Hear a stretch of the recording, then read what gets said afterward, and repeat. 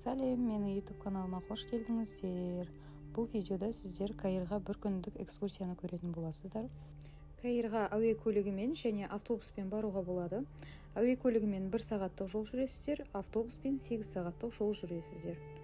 Біз автобусты таңдадық, 8 сағат Каирға барып, 8 сағаттық қайта Шерм-эль-Шейхке қайттық. Отелімізге сағат түнгі 11:30-да дәл осылай трансферт келіп алып кеткен болатын. Бұл саяхатта сізге қандай құжаттар қажет? Біріншіден, сіз Каирға бару үшін сізге виза қажет болады. Оны $25 аэропорттан сатып аласыздар. Екінші, сізге медстраховка қажет, және де балалар болса, оған доверенность қажет. Міне мұнда бізді үлкен автобусқа кеп отырғызды. Бұл менің сіңлім Аружан, екеуміз бірге Каирға пирамида көруге бара жатырмыз. Ал ендеше бір күндік Каирға экскурсияның қалай өтетіндігін көріп тамашалаңыз.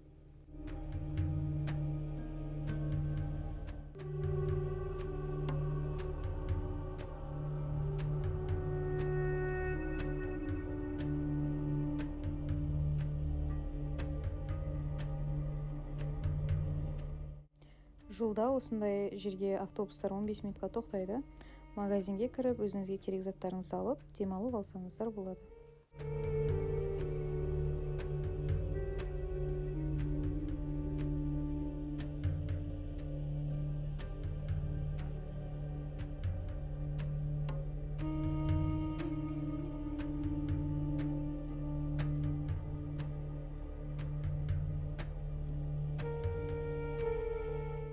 Бірінші аялдамамыз бұл жерде Сұлтан Бейбарыстың соқтырған мешіті.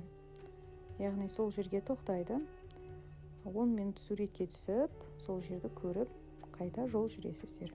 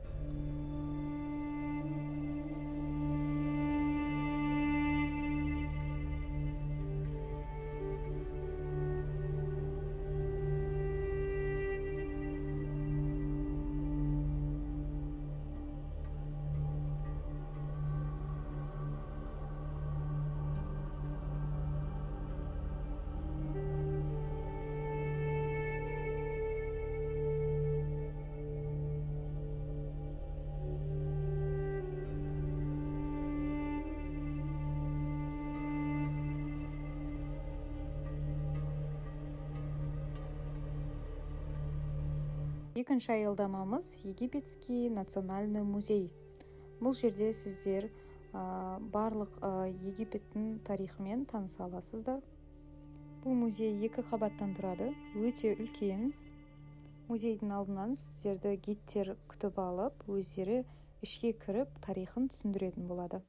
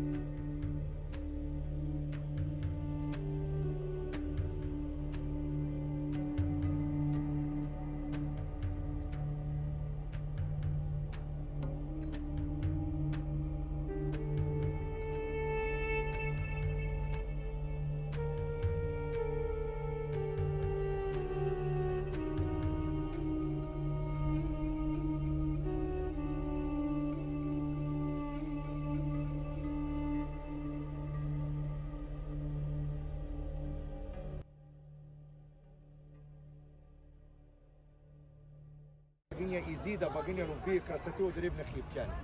Конечно, во внутреннем музее у нас много экспонатов. Я вам покажу сами важные. Окей? У нас дальше после музея будет экскурсия по Каиру. Турист по Нилу. Ниль – это длинная, важная река по истории. И важная река, уважаемые туристы, для православных, мусульман, евреев и для всех историков. С юга на север течет туда Средиземное море и начинается центр Африки. Главные районы в Каире вот на берегу Нила, самые богатые и самые исторические. Я вам это покажу и расскажу об этом потом. Okay?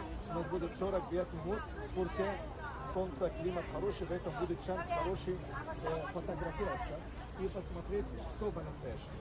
Потом у нас дальше будет пирамиды, окей, и наш сфинкс. Окей? Легко потеряться, а если вы потерялись, это серьезная проблема.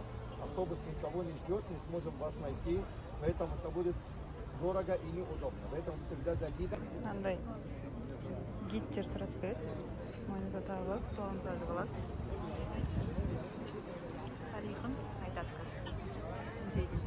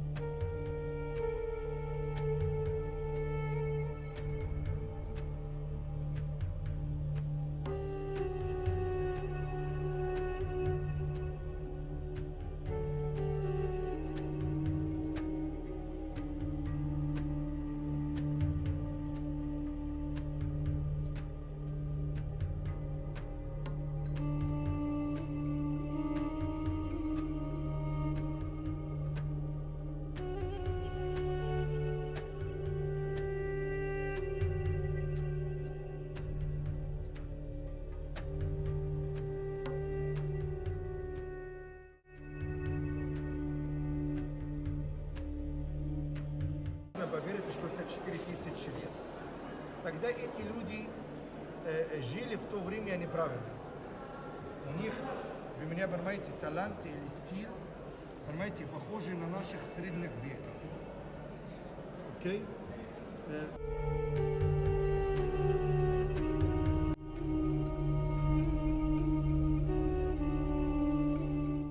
Ал ендеше автобусқа мініп келесі локацияны көруге жолға шықтық.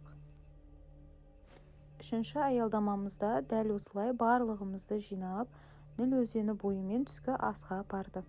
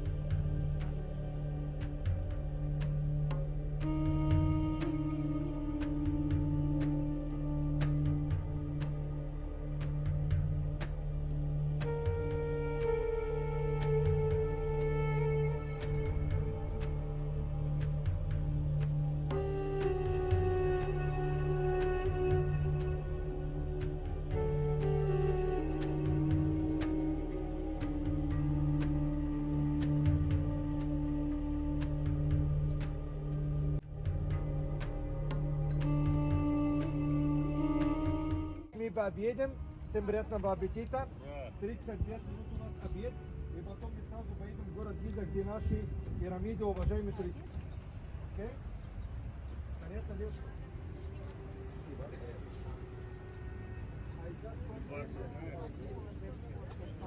Аружан.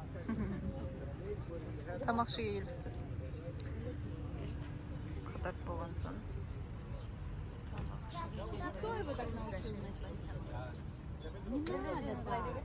Кепка от солнца.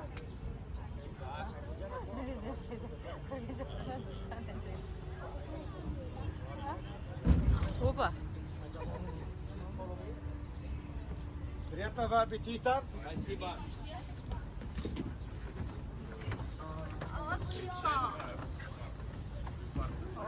И вас знаю, конечно.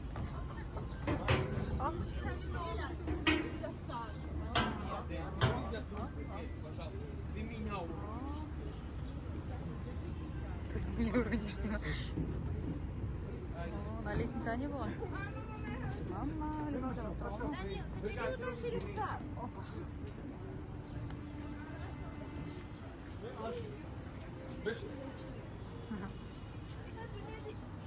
خليك مع الناس لحد ما تنسى بقى خد بالك ساعدهم طيب يا وليد لغايه 9 بوينت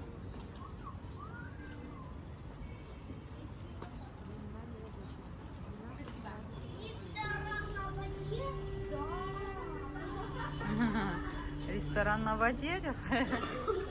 Вот такой вот. Ресторан на воде.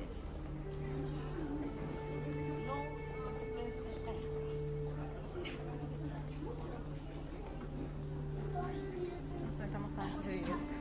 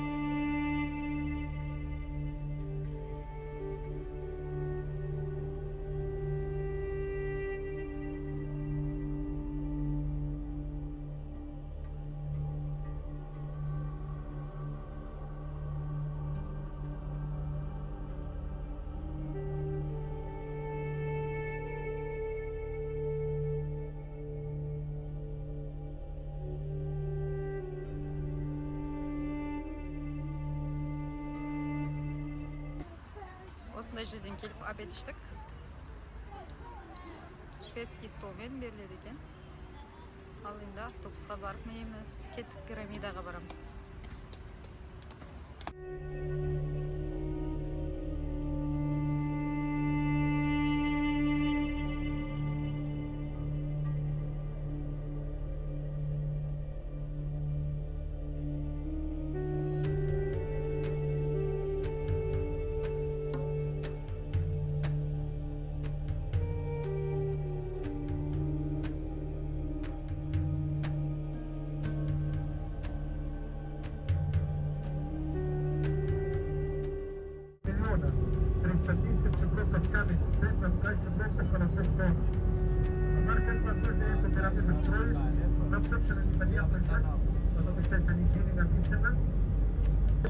Окей, поэтому кто из вас интересует, с нами ехать по панораму, смотревая площадка, где это будет все смотреть, все наконец.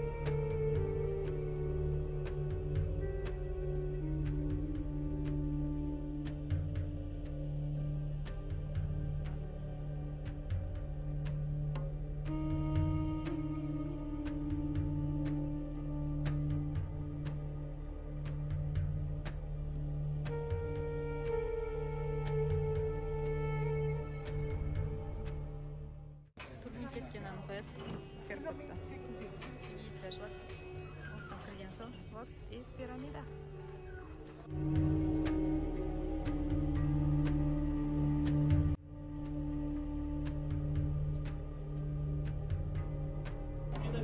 Кірдік пирамидаға. Вот керкоптен осыдан кіріп жатыр.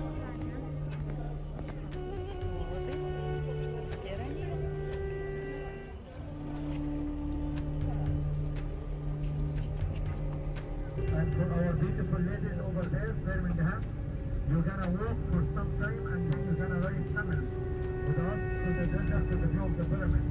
And you're gonna have, okay, the view of all pyramids from the other side. But just please all the time be closer to me.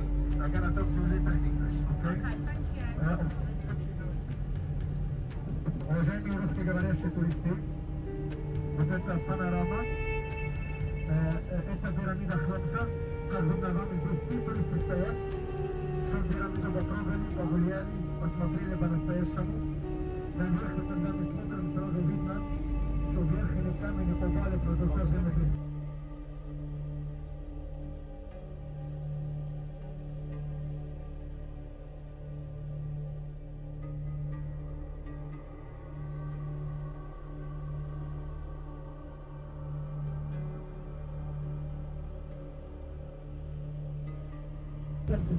Есть вот такие храмы. Будут туда ходить, интересно снимать и понравится Сибирской пирамиды. Потом بتقول يا محمد؟ Аружан? Арука? Хромаки, Аружан.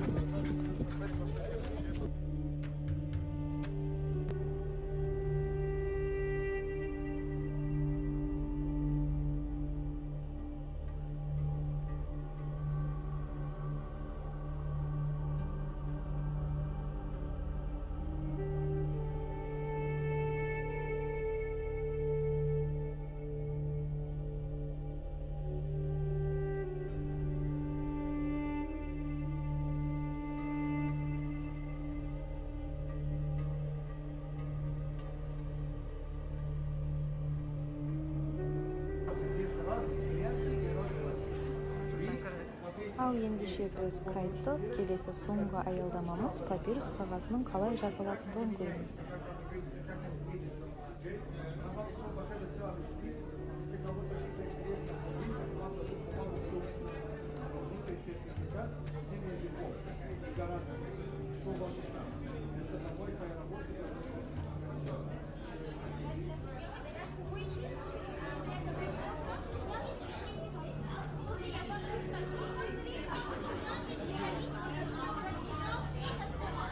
Это папирусная бумага, это папирусный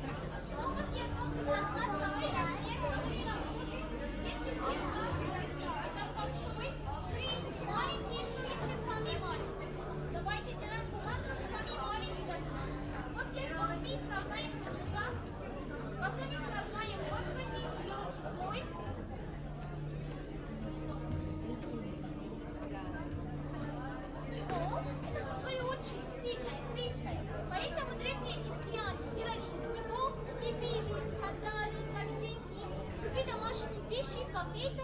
Потому что очень сильно. Потом мы сражаемся вместе виду на тонкие полоски, а этот полоски очень мягкая, тоже очень легкая, потому что внутри нее есть остатки сахара в воде, еще влага. Надо отделить эти остатки и смазываем обратно. Потом используем скалку, чтобы удалить все воды и все сахара, которые видно остатки воды. Полоски стали синие, чем раньше. Потом положим полоски в воду на 6 дней. И что получаем на цветная бумага. Если мы хотим темное, мы положим полоски в воду за 12 дней. Чем дольше, тем темнее. Потом соединяем полоски. Как соединяем наши полоски, и оставим одно вертикально и по-другому горизонтально. Смотрите, вертикально, еще горизонтально, многие полоски наклонятся как плетение. Потом оставим эти плетения под прессом на еще 6 дней. Поверьте, никто не пресс. Знаете, что они смазывали вместо пресса? Камень, да. 6 дней в воду, 6 дней под прессом или под камнем вообще будет 12 дней. После 12 дней мы положим на папирусная бумага. Смотрите, это настоящая бумага. Можно потрогать.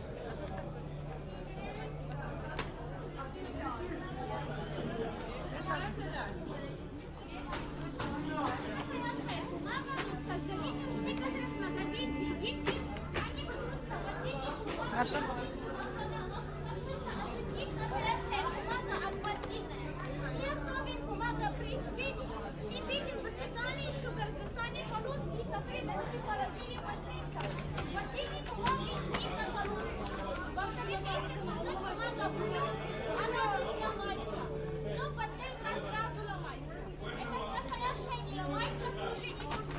Если мы положим бумагу в воду, трогайте, она не размокается. Потому что рисовать на бумаге при гуашь или маслом, как вы хотите, можно рисовать. Если здесь разный рисунок, есть и фараонский, еще есть религиозный, тоже наши картины в темноте меняются. Пойдемте, уважаемые, за мной посмотрим, как наши картины горится.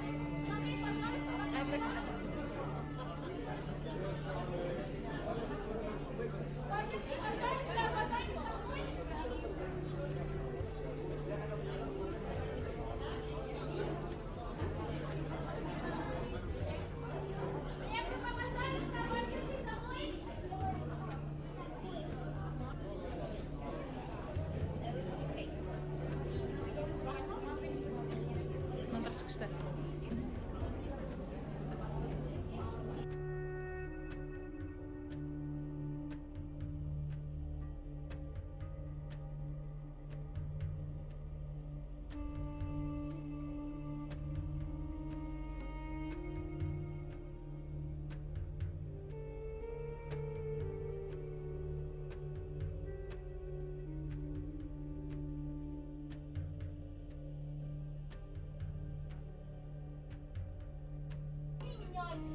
Например, посмотрите на самая популярная фараонская картина у нас лежит чуть-чуть, называется «Дерево жизни» или «Семейное дерево». Эта картина символ семьи. Это как папа, мама, еще трое детей. Тоже символ 5 этапов в жизни каждого человека. От рождения, детства, молодость, зрелость до старости. На картине есть 5 петиций, и 4 из них смотрят на восток, символ будущей жизни. Последняя папа смотрит на запад, символ мудрости. Папа удут, символ мудрости, мать с крыльем защищает ее детей. Как видно дерево, смотрим лучше.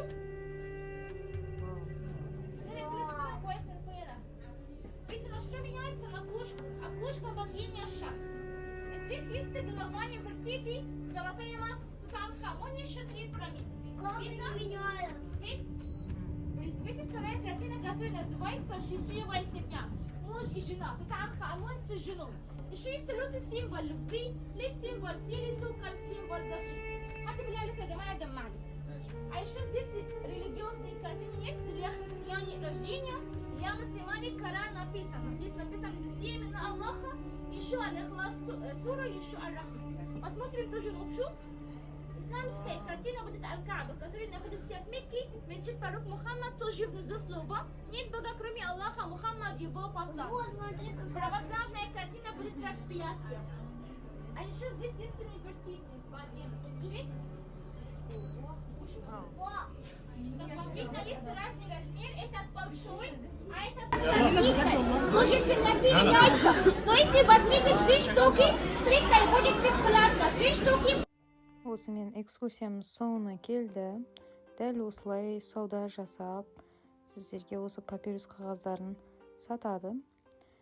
Саудаласыңыздар және де ақша алған кезде ақшаны қарап, екі жағын тексеріп көріп алыңыздар, себебі дәл осы магазинде сіздерге жарамсыз ақшаны қосып беріп жібереді. Себебі біз дәл осындай жағдайға тап болдық, бізге жалған ақшалар қосып қайтарған болатын. Тағы бір ескеретін жайт, мына көрсетіп жатқан орта размердегі суреттерді бізге 15 долларға сатты, алайда 5 долларға да алуға болады екен. Сол себепті саудаласыңыздар. Ендеше осы видео ұнаған болса, лайк басып, менің каналымды қолдап кетіңіздер. Сау болыңыздар.